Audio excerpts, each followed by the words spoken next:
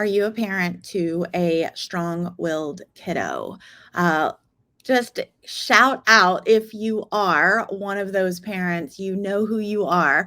Your kiddo refuses to do what you ask. They are constantly saying no, or if you say no, then it ends in meltdowns and fights and arguments.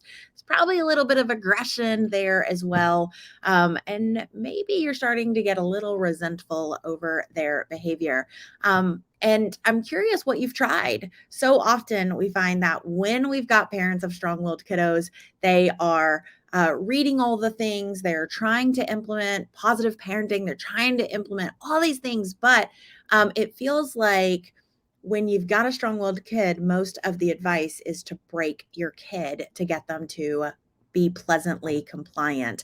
Well, we are going to flip that on its lid or flip it upside down today. I've got an amazing guest. I see Cindy saying, I have got a strong willed kiddo. So you are not alone, Cindy. We're going to be talking with an amazing guest today, and she's going to be sharing about her family and how she implemented an ahead of the moment plan to get ahead of those strong willed battles. So you are in the right place if this is you. So I'm going to bring on my guest. I'm super excited to bring her on.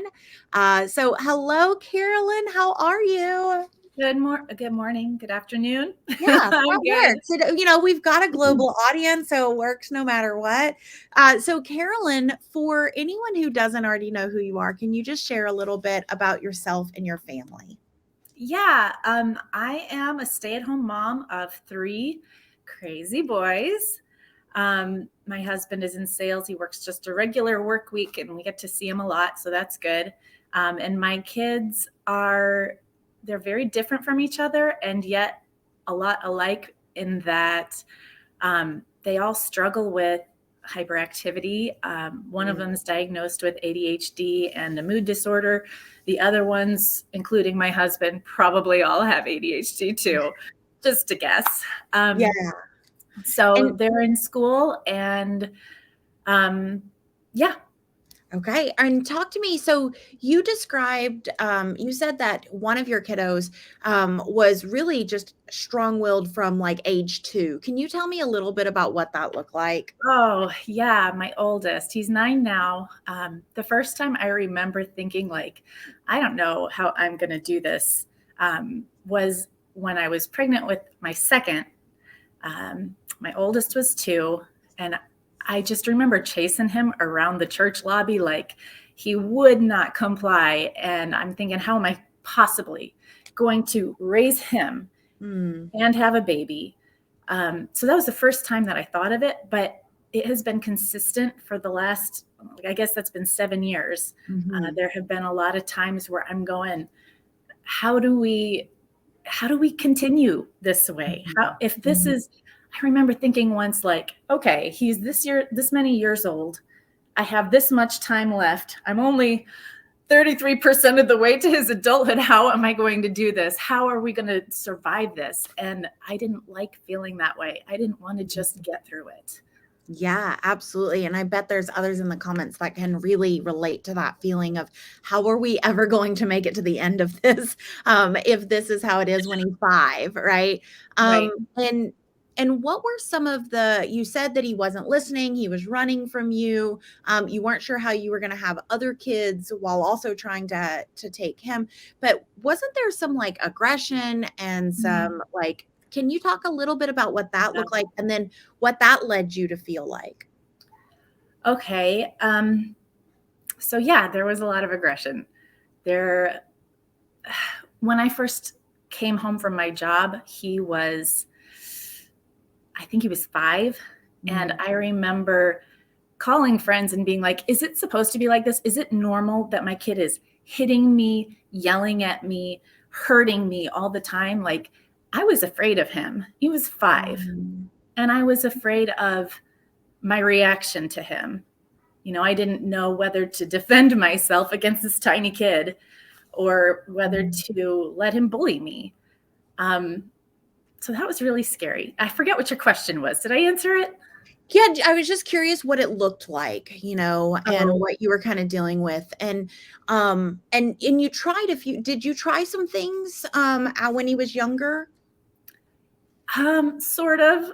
I got a lot of ideas. I read Okay. a lot of books. I got a lot of advice.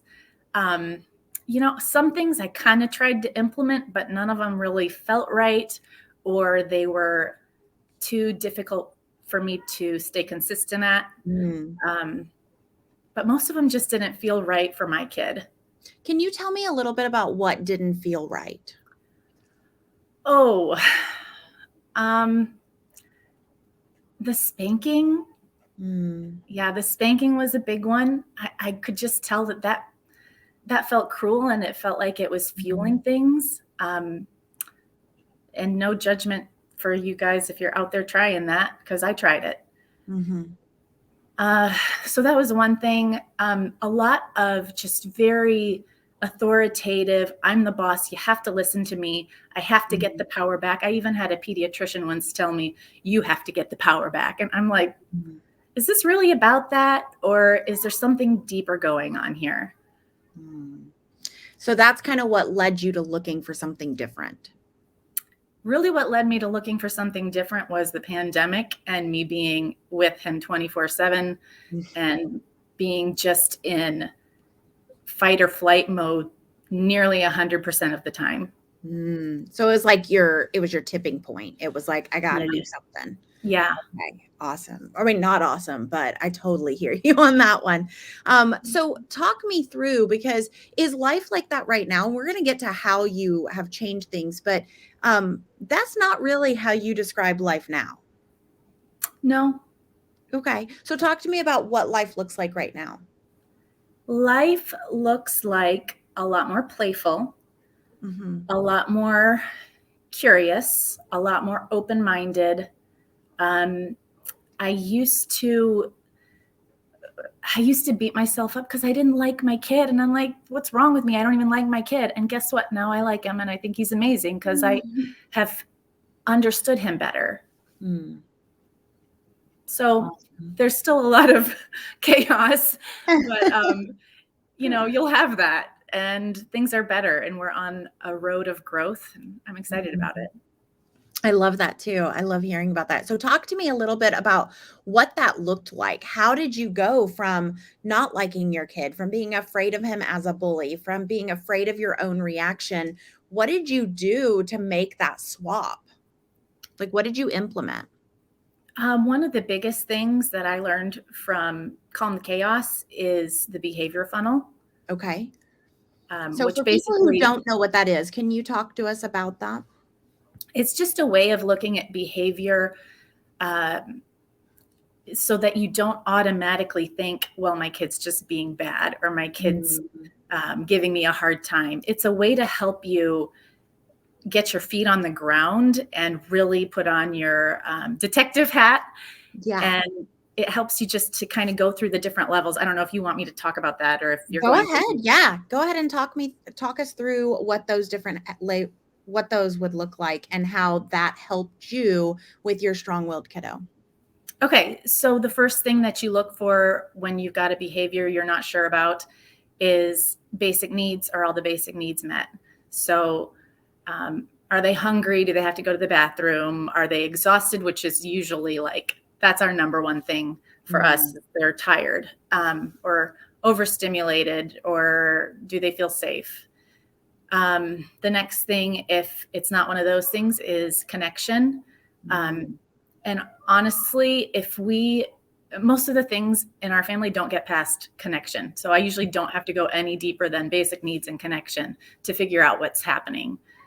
Um, And what do you feel um like in what ways do you feel like he was feeling disconnected before you started doing this? oh, because we thought he was awful. Mm. We judged him so much. We didn't get him. And so we just thought he's being bad. Mm. He's a mean kid. And everything that we were hearing from other people was that you got to put your foot down with him. You can't let him treat you that way. And so my thoughts were shaped that he was just bad. Yeah, yeah, I hear you. So what did you ever go through some of the other ones as well? In the behavior funnel, Yeah. A little bit. The next one is sensory, and Okay. sometimes it's just there's too much going on. Yeah. My kids easily get into like this hyperactive, hyper aroused state Uh-huh. that they can't even hear me anymore. Yeah. And it's not, I hesitate to say like it's not even their fault, but it kind of isn't. Like once they're there, it's too Right, right. late. They're there. Yeah, and what's so interesting, and I can jump to the case for people, right? It goes to avoiding and desires, and Yeah, skills. And what's so interesting is that when you're dealing with a strong-willed kid, so often people will jump to this avoidance and desires, just like you said, that they're seeking power, that they're seeking attention, that they just don't want to do it, right? And so but you were missing all these pieces above the basic needs, the connection, the right, sensory, and that was kind of the first step you took, is to use this behavior funnel to see what was really going under the surface.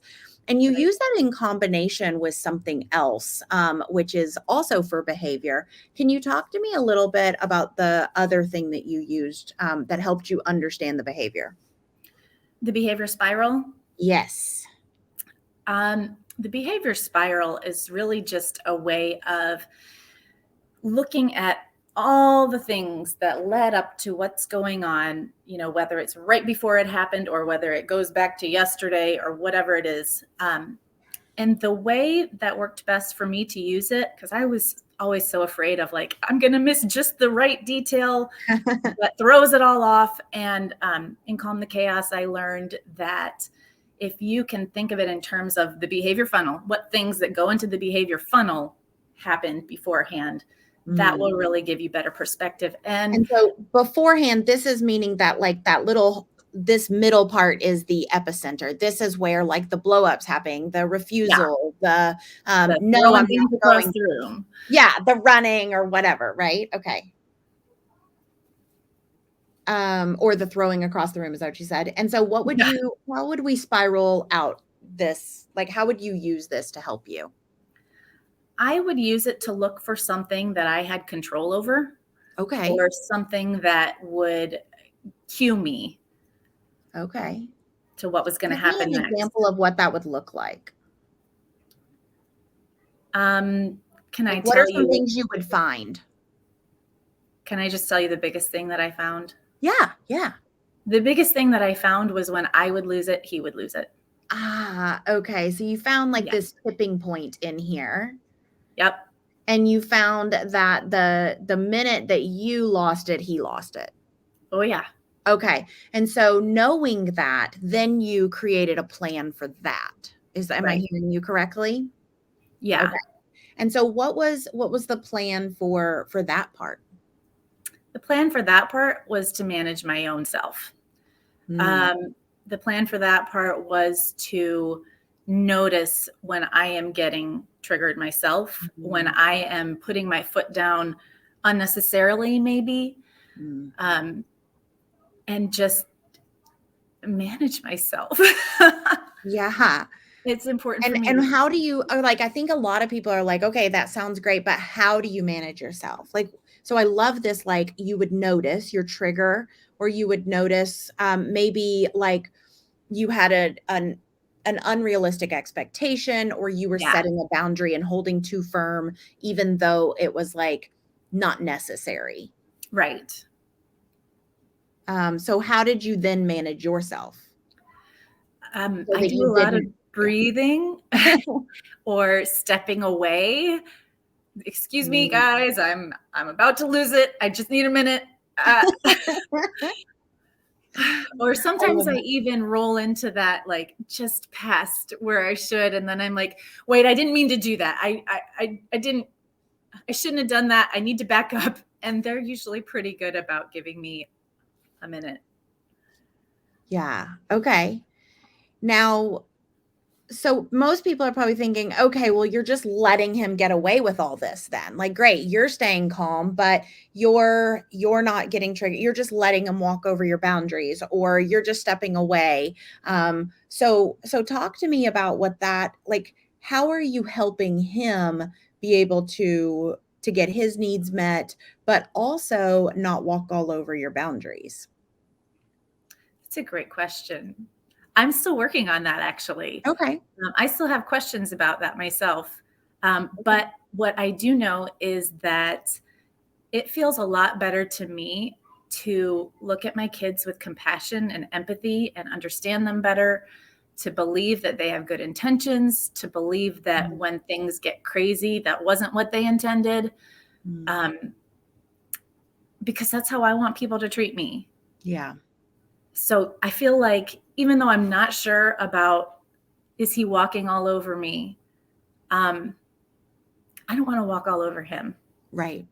I love that. And I think the question would be, is this the end of is this the ahead of the moment plan that is just for you, or do you create a plan with him to help like solve that solution or solve that problem in the future? Like, is there more steps? Like, is there a conversation being had after this, or is it just like you walk away and ignore it? I don't usually just ignore it, but Okay. sometimes I have to pick it up later. Okay, so it's not happening immediately. I think that that's actually one of the myths and the misconceptions is that, right, just because this is the plan that the talk would happen immediately. So you have to pick Right. it up later, but there is a conversation I'm hearing. Yes. Okay. So talk to me about what that conversation may sound like if he threw something across the room.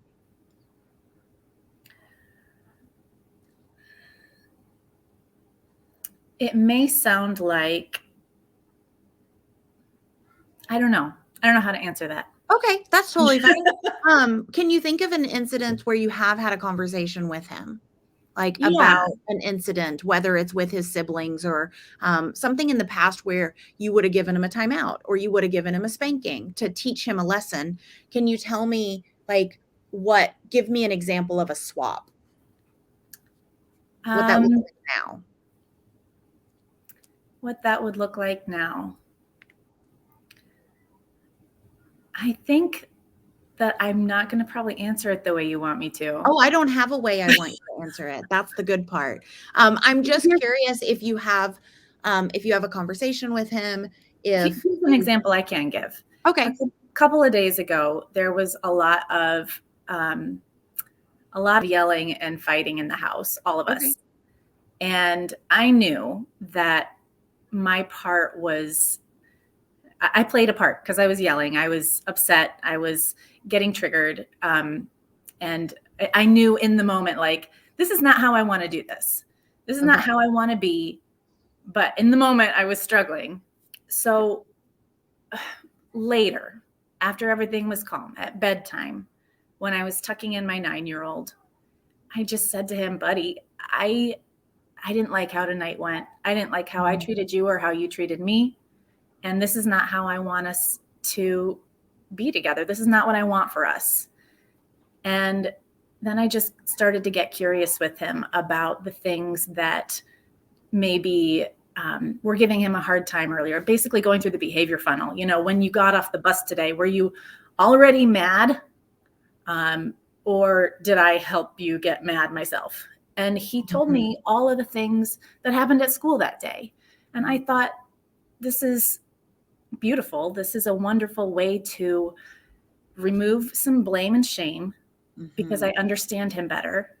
And he knows that I don't I don't want to behave in a way that is mean to him either. You know, it just models that we want to treat each other better. mhm. Um, does that help? Yes, yeah, I love that so, so much. All right, so how has this rippled into the rest of your family? Like this seeing him differently, looking at the behavior differently, not like being able to remove this blame and shame. You kind of talked a little bit like things are a little more playful now. Like, what would you say are the biggest differences in your my kiddos here? Hold on. So I'm giving him a thumbs up because he's done his morning. So hold on just a second. Okay, real life here. Hopefully he's dressed in the background as I come back to my real camera. Okay, what are some ripple effects or some wins that have happened in your family because of these conversations? Ooh. I mean, I think that my kid is more confident because he can tell that I like him and he's not as frequently getting, negative remarks Yeah. about who he is and what he's doing. And I can't believe you would do this. I think that his confidence is growing. Yeah, absolutely. And then what about with the other kids? Is there a difference there? He doesn't hurt him as much. Or just as the family unit, is there any changes or wins you've had as a family unit? Oh, we've had some really good wins around traveling. Okay. I used to really get anxious about going anywhere with these kids. Yeah. And honestly, we just didn't for a long time, especially, it's even harder when they're little, I think, and they're getting a little bigger. So that's good. But we've taken a few camping trips and a couple of adventures. And the more that we do, the more I know how to prepare my mind and plan for anything I might anticipate, Huh. express my concerns, and, like I said, make a plan. And so the last couple of things we've done, I was excited to do them instead of anxious. So, Yeah. and of course, we used the plans on the trips because the stuff did come up, but we were ready, and we made some great memories. Yeah, and you've actually shared some of those plans with your dad, is that correct? Or Oh grandpa? my gosh, yes. Okay. I traveled. My husband was working, and I needed somebody to get the kids off the bus and hang out till hubby got home. My mom couldn't do it because she was traveling with me, and all of our babysitters were still at school for the day. So my dad volunteered, and it's a big win that he even volunteered because this is a man that never, ever would watch my kids ever. So he volunteered to come over and get them off the bus. And I was all like freaking out because they rub each other the wrong way sometimes, Yeah. especially with my oldest. But man, I sat down with my accountability pod from CTC, and we talked about the different concerns I had. We made some plans. I got huddled up with my kids and we made a plan together, some plans for grandpa to use, some plans for the kids to use. And then I shared them with my dad, and he ended up using one of them and being like, wow, that really worked. So I couldn't believe it. I was so thrilled that my dad and my kids had some great connection time. And I think it really did build up, especially for between my dad and my oldest. Yeah. They really needed some like connection and signals of safety and all of that. And I think that really helped to build that up. So that was exciting. That is real. I think that's like a huge win. And I've got another note here. Just, you talked about how much aggression there was, and you talk about how many like acts of aggression there were on a regular basis. So much so that like you had tracked it, like you knew how many there were and how many it's down to now. And I think that that might be really inspirational for people to hear. How many, can you talk to us about that shift in the number of aggressive meltdowns and outbursts you were seeing from your son to where you're at now? Yeah. So I first got involved with your program called Calm the Chaos in fall of 2020. For part of the lessons there, I tracked my oldest aggressive outbursts. So the week I chose in December of 2020, he had 27 aggressive outbursts that week. And this is like where he like explodes out his emotion and throws something, hits somebody, that kind of thing. Anger. So 27 in 1 week. I haven't tracked it lately, but I can just tell you it's nowhere near that. I think I probably only get aggressive outbursts from him maybe like 4 times a week, something like that. And, it's easy for me to be like, but he's still having aggressive outbursts. But oh my gosh, 27 to 4, our life is so much better than it was. And we're just, this has only been a little over a year. So I'm excited to keep improving, keep growing. Yeah, me too. Me too. Well, for anyone who is watching right now and they're needing a little, like, just a little inspiration because they're dealing with maybe 27 meltdowns a week, or they're dealing with that strong-willed behavior, and they've read a lot of the books and they're not seeing progress. Is there anything you have that you want to say to them, or any tip you'd give them? Yeah, actually, you have a great kid. You are an awesome mom. You're not a bad mom. You don't have a bad kid. It's just hard times. You don't understand each other. And the more that I understood how awesome my kid was, and the more that I started to like him, the less shame I felt. So, um, like Dana said, I did all the reading books and everything like that. And I think what really I was missing there was regular coaching and connection and accountability. Mhm. So that was something that the Calm the Chaos program and Next Step gave me, to help me really not just hear about something, but like actually become that. Not Mhm. just think a certain thought, but really integrate it. And I feel like that's one of the biggest things that has helped me is just I have completely changed my mindset from my kids giving me a hard time to my kids having a hard time. All behavior is communication. And so, yeah, I would say to you that you guys aren't broken. Just, you just need to get to know each other. So, Yeah. Oh, that is absolutely beautiful. Like that right there. I think every parent of an out of the box kiddo needs to hear that right there. So, if you are watching this and that resonated with you, please, please give Carolyn some love in the comments. And just share your biggest takeaway.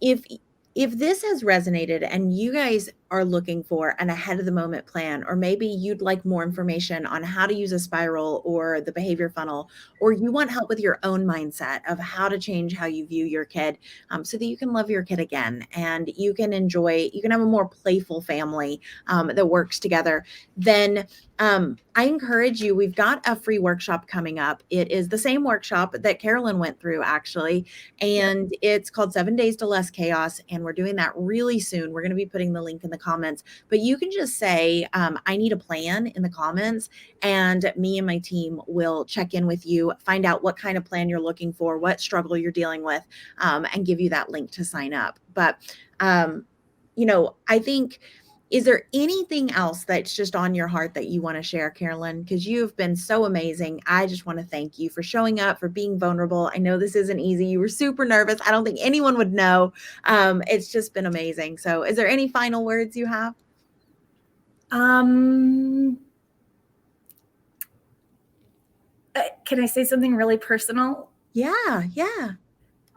Okay, so CTC is not like spiritual at all, but I am. And for me, I'm gonna stop you for a second. yes, I CPT totally get is it. not it's not outwardly Christian. It is spiritual, but we meet you wherever you are spiritual. Yes. So it is not Christian, but I am Christian. There you go. Okay. Okay, thank you for allowing me to say this.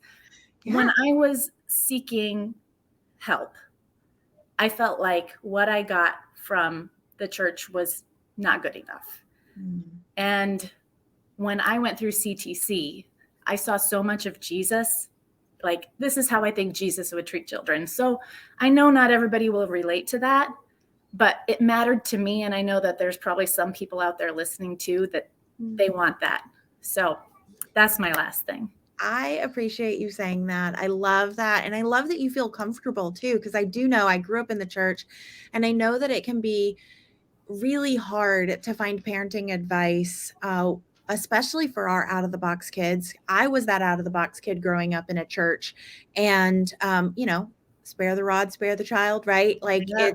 it's hard to go against that when that's the advice you're getting. And so I love hearing that this fits with your values, Yeah. and that's what I mean, that's what I aim to do, is not give you advice, but instead we've created a framework that you can use with your unique value system. And so I love that it's working for you. And thank you for saying that.